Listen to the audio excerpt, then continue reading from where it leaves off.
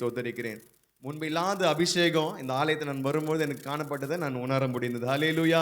அநேகர் விடுதலை அடையவும், அநேகர் ஆவியின் அபிஷேகத்தை பெற்றுக்கொள்ளவும் ஆண்டவர் அந்த கருவியாய் பயன்படுத்துறதுக்காக நான் கர்த்தரை சோதரிக்கிறேன். இந்த வருஷத்துல கூட பார்த்தீங்கன்னா பல விதமான நன்மையினால நிரப்பி இருக்கிறார். ஹல்லேலூயா.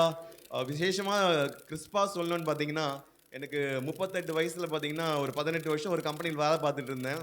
திடீர்னு அந்த கம்பெனியில் வந்து ரெசைன் பண்ணிட்டு ஒரு புதிய வேலையை நான் சேர ஆண்டவர் கிருபை செய்தார். வாங்கின சம்பளத்தை விட இரட்டிப்பான சம்பளமும் அதிகமான ஒரு பொசிஷனும் ஆண்டவர் கிடைக்க கிருபை செய்தார்.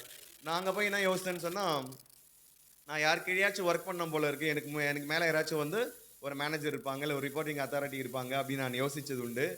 அங்கே போய் பார்த்தா எனக்கு மேலே யாருமே இல்லை, என் கீழே தான் நிறைய பேர் இருக்காங்க. ஹல்லேலூயா, ஹல்லேலூயா. அக்கா பாடும்போது சொன்னது போல ஆண்டவர் எளியவங்களை என்ன பண்றாரு, குப்பையிலிருந்து உயர்த்தி மேலே வைக்கிறார். ஹல்லேலூயா. இந்த வருஷத்துல எனக்கு செய்த ஆண்டவர் உங்களுக்கு செய்ய வல்லவராக இருக்கிறார். ஹல்லேலூயா. எல்லா ஆராதனைகளும் தொடர்ந்து இங்கே பங்கு பெறுங்க. நீங்க ஆண்டவர் கூட நெருங்க நெருங்க நெருங்க பல விதமான ஆசீர்வாதங்களை உங்களுக்கு ஆண்டவர் கொடுப்பார்.